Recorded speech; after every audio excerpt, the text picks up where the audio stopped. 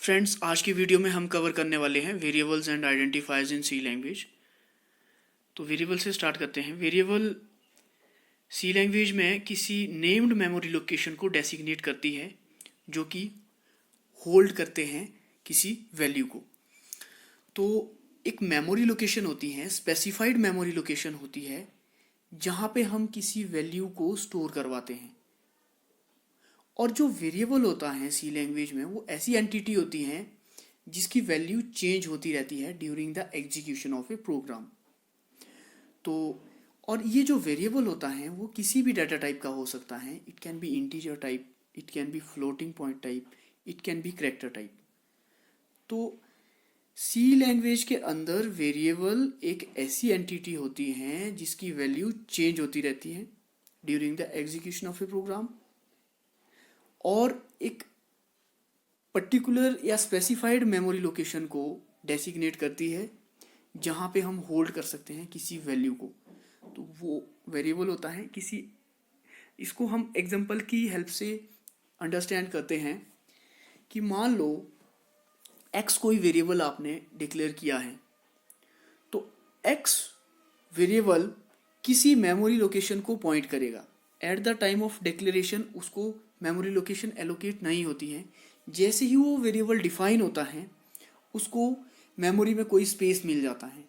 मान लो एक्स कोई वेरिएबल है और 500 उसकी मेमोरी लोकेशन है जहाँ पे उसके लिए मेमोरी रिजर्व की गई है। तो अगर आप देखोगे ड्यूरिंग द फर्स्ट एग्जीक्यूशन के टाइम में यूज़र ने एक्स की वैल्यू 25 एंटर करवाई, तो उसका वेरिएबल नेम एक्स था, वैल्यू उसकी 25 थी और वेरिएबल का एड्रेस 500 है। फिर सेकंड टाइम प्रोग्राम को एग्जीक्यूट करवाया तो उस टाइम उसकी वैल्यू यूज़र ने 67 एंटर की, तो उसका वेरिएबल नेम वही रहेगा। वेरिएबल वैल्यू चेंज हो जाएगी, 67 हो गई, और वेरिएबल का एड्रेस वही रहेगा 500। और थर्ड टाइम जब वो एग्जीक्यूट हुआ तो यूज़र ने उसकी वैल्यू 42 एंटर करवाई। तो आप देख सकते हैं कि यहाँ पे वेरिएबल नेम और वेरिएबल एड्रेस बिल्कुल सेम है जैसे कि प्रीवियस 2 टाइम्स में जब एग्जीक्यूट करवाया था। तो उस टाइम जो वेरिएबल नेम था और वेरिएबल एड्रेस था, वही वेरिएबल एड्रेस थर्ड टाइम जब आपने एग्जीक्यूट करवाया तो वो फिक्स रह रहा है और वेरिएबल की वैल्यू चेंज हो रही है। तो वेरिएबल, जैसे मैंने पहले भी बताया, ये वो एंटिटी होती हैं जिसकी वैल्यू चेंज हो सकती है during the execution of the program. तो चेंज भी हो सकती है, सेम भी रह सकती है। ये यूज़र पे डिपेंड करता है कि यूज़र किस टाइप की वैल्यू एंटर करवाएगा। अगर वो सेम वैल्यू एंटर करवाएगा तो वेरिएबल की वैल्यू सेम रहेगी, और अगर वो डिफरेंट वैल्यू एंटर करवाना चाहे तो डिफरेंट वैल्यू एंटर करवा सकता है। तो मेमोरी के अंदर वैल्यू चेंज होती है, जो एड्रेस उसके लिए डेसिग्नेट किया है वो सेम रहता है, और उसकी जो आइडेंटिटी है या वेरिएबल का जो नाम है वो भी सेम रहता है।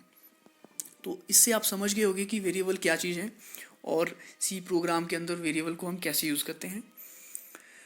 तो अब हम बात करेंगे rules for naming C variable, कि किस तरीके से हम नेम कर सकते हैं सी वेरिएबल को। तो सबसे पहला रूल है कि variable name must start with a letter और अंडरस्कोर। यानी जो स्टार्टिंग का लेटर होता है वेरिएबल के नाम का, वो या तो एक लेटर होगा या फिर वो अंडरस्कोर होगा। ठीक है, स्टार्ट आप अंडरस्कोर या लेटर से कर सकते हैं।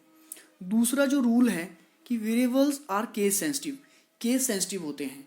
जैसे कि अगर आपने उसको कैपिटल लेटर में लिखा है या स्मॉल लेटर में लिखा है तो आपको उसको उसी फॉर्म में यूज़ करना पड़ेगा। केस सेंसिटिव होते हैं। तो जहाँ पे भी आप वेरिएबल को डिफाइन कर रहे हैं, अगर कहीं यूज़ कर रहे हैं तो आपको एज इट इज़ लिखना पड़ेगा उसको। अगर कैपिटल लेटर में लिखा है या आपने मिक्स कैपिटल या स्मॉल लेटर में लिखा है तो एज इट इज़ आपको उसी तरीके से उसको यूज़ करना होगा जिस तरीके से आपने डिफाइन किया है, क्योंकि वो केस सेंसिटिव है। और थर्ड जो रूल होता है कि they can be constructed with digits and letters. They can be constructed with digits and later, but आप स्टार्ट नहीं कर सकते। आप डिजिट से अगर स्टार्ट करोगे तो इनवैलिड वेरिएबल नेम हो जाएगा। उसको स्टार्ट आप अंडरस्कोर या फिर लेटर से कर सकते हैं, बट बाद में आप डिजिट्स का यूज़ कर सकते हैं। और चौथा जो रूल है वो है कि no special symbol are allowed other than underscore. सिर्फ एक अंडरस्कोर ऐसा सिंबल है जिसको आप वेरिएबल नेम में इंक्लूड करवा सकते हो, और जो स्पेशल कैरेक्टर्स हैं उसको आप वेरिएबल नेम में यूज़ नहीं कर सकते। अब हम एग्जांपल लेते हैं कि कौन से वैलिड वेरिएबल नेम्स होते हैं और कौन से इनवैलिड वेरिएबल नेम्स होते हैं।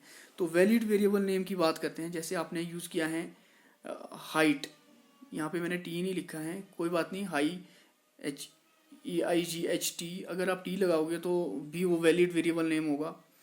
वैल्यू वन भी वैलिड वेरिएबल नेम है। इसमें आपने डिजिट्स का यूज़ किया है, वी कैपिटल लेटर है और बाकी स्मॉल लेटर्स भी यूज़ किए हैं, तो ये भी एक वैलिड वेरिएबल नेम है। अंडरस्कोर XYZ, ये भी एक वैलिड वेरिएबल नेम है। आप अंडरस्कोर यूज़ कर सकते हो वेरिएबल नेम के अंदर, और स्टार्ट भी कर सकते हो अंडरस्कोर से। और ABC123, ये भी एक वैलिड वेरिएबल नेम है, क्योंकि आप डिजिट्स का भी यूज़ कर सकते हो, स्मॉल लेटर्स का भी यूज़ कर सकते हो। और AB_12, ये भी वैलिड वेरिएबल नेम है, क्योंकि आप इसमें अंडरस्कोर का यूज़ कर रहे हैं, लेटर्स का यूज़ कर रहे हैं, डिजिट्स का यूज़ कर रहे हैं। अब हम बात करते हैं कि इनवैलिड वेरिएबल नेम किस तरीके के होते हैं। जैसे ये हैं ABC@123, ये इनवैलिड है क्योंकि आपने इसमें @ एक स्पेशल कैरेक्टर यूज़ किया है, तो स्पेशल कैरेक्टर्स आप इंक्लूड नहीं करवा सकते सी वेरिएबल के अंदर, और एक्सेप्ट आप अंडरस्कोर यूज़ कर सकते हो। ठीक है, सिर्फ एक अंडरस्कोर ऐसा स्पेशल कैरेक्टर होता है जिसको आप एज ए वेरिएबल नेम में इंक्लूड करवा सकते हो, वेरिएबल नेम में आप उसको इंक्लूड कर सकते हो, बट दूसरे स्पेशल कैरेक्टर्स को आप वेरिएबल नेम में इंक्लूड नहीं कर सकते। अब दूसरा यहाँ पे मैंने एग्जांपल में लिया है इनवैलिड जो वेरिएबल नेम है वो है 12XYZ। ये भी इनवैलिड है क्योंकि आपने इसको स्टार्ट ही डिजिट से किया है, तो डिजिट से आप किसी वेरिएबल नेम को स्टार्ट नहीं कर सकते। आप डिजिट्स का यूज़ कर सकते हो लेकिन उस डिजिट से स्टार्ट नहीं कर सकते वेरिएबल नेम को, तो ये भी एक इनवैलिड वेरिएबल नेम हुआ। उसके बाद ABC12#XYZ, ये भी इनवैलिड वेरिएबल नेम है क्योंकि आपने इसमें हैश का यूज़ किया है, तो हैश एक स्पेशल कैरेक्टर है, तो स्पेशल कैरेक्टरों को आप वेरिएबल नेम के अंदर यूज़ नहीं कर सकते। तो ये होते हैं different tools for naming the variables. अब हम बात करते हैं declaring and initialising a C variable. तो variable should be declared in the C program before use. तो यूज से पहले सबसे पहले आपको इसको डिक्लेयर करना होता है। डिक्लेरेशन के बाद जब आप डिक्लेयर करते हो तब उसके लिए मेमोरी स्पेस नहीं डेसिग्नेट होता है, बट जब आप उसको डिफाइन करते हो या यूज़ करते हो तो उसके लिए ऑटोमेटिकली मेमोरी में स्पेस रिजर्व हो जाता है, और उस स्पेस में कोई भी वैल्यू जो आप एग्जीक्यूशन के टाइम में यूज़र जो एंटर करवाता है उसको होल्ड करवा सकते हैं। अब जो तीसरी बात है कि वेरिएबल को इनिशियलाइज करवा सकते हैं हम, और वेरिएबल को इनिशियलाइज करवाना का मतलब ये हुआ कि उसको कोई वैल्यू आप असाइन कर सकते हो। अब किस तरीके से आप डिक्लेयर करते हैं और इनिशियलाइज करते हैं वो समझते हैं हम, कि वेरिएबल की डिक्लेरेशन कैसे करते हैं और इनिशियलाइजेशन कैसे करते हैं। तो इस टेबल से आपको पता चल जाएगा कि सबसे पहले बात करते हैं वेरिएबल डिक्लेरेशन की। तो वेरिएबल को डिक्लेयर करते हैं, सबसे पहले आपको डाटा टाइप डिफाइन करना होता है उसके लिए कि किस टाइप का वेरिएबल आप डिक्लेयर कर रहे हो, जैसे इंटीजर टाइप का है या कैरेक्टर टाइप का है या फ्लोट टाइप का है। तो एग्जांपल में आप देख सकते हैं, जैसे हमने 3 वेरिएबल यहाँ पे डिक्लेयर किए हैं, int XYZ, x, y, z, ये 3 इंटीजर टाइप के वेरिएबल हैं और उसको आपने सेमीकोलन से टर्मिनेट कर दिया। उसके बाद आपने कैरेक्टर टाइप के 2 वेरिएबल डिक्लेयर किए हैं, वो हैं कैर, फ्लैट, ch। तो ये 2 वेरिएबल हो गए आपके कैरेक्टर टाइप के, और इससे पहले 3 वेरिएबल जो XYZ हैं वो इंटीजर टाइप के हैं। तो सिंटैक्स इसका यही रहता है कि सबसे पहले डाटा टाइप आएगा, फिर स्पेस, उसके बाद वेरिएबल नेम, और उसके बाद सेमीकोलन से आप उसको टर्मिनेट कर देते हो। जैसे मान लो आपने एक ही वेरिएबल डिक्लेयर करना है x, तो आपको लिखना पड़ेगा इंट स्पेस x और उसको टर्मिनेट करना सेमीकोलन से। तो x एक इंटीजर टाइप का वेरिएबल डिक्लेयर हो जाएगा। तो x एक ऐसा वेरिएबल होगा जो कि इंटीजर टाइप की वैल्यू को होल्ड करेगा मेमोरी में। और अगर आप कैरेक्टर टाइप का वेरिएबल लोगे जैसे कैरेक्टर कैर ch, तो ch एक ऐसा कैरेक्टर टाइप का वेरिएबल होगा जो कैरेक्टर वैल्यू को होल्ड करेगा मेमोरी के अंदर। तो ये तो हो गया वेरिएबल डिक्लेरेशन, किस तरीके से हम वेरिएबल को डिक्लेयर करते हैं। अब बात करते हैं वेरिएबल के इनिशियलाइजेशन की। वेरिएबल की इनिशियलाइजेशन की अगर हम बात करते हैं तो इसका मतलब हुआ कि आप फिक्स वैल्यू असाइन कर रहे हो वेरिएबल को। अब जब आपने वैल्यू असाइन कर दी तो आप यूज़र उसकी वैल्यू को एग्जीक्यूशन के टाइम में चेंज नहीं कर सकता। तो ये टाइप से आप उसको कांस्टेंट वैल्यू असाइन कर रहे हो, तो उसको बोलते हैं वेरिएबल की इनिशियलाइजेशन। एक किस्म से वेरिएबल को आपने कांस्टेंट में कन्वर्ट कर दिया। तो ये हो गया आपका वेरिएबल डिक्लेरेशन एंड इनिशियलाइजेशन। अब हम बात करते हैं आइडेंटिफायर की। आइडेंटिफायर होता है जो आप नाम देते हो वेरिएबल को।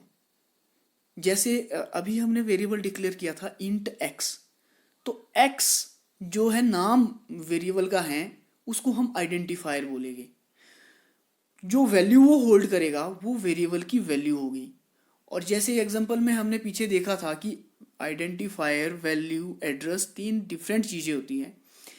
आइडेंटिफायर होता है name given to any variable, types, functions और लेवल्स इन आवर प्रोग्राम।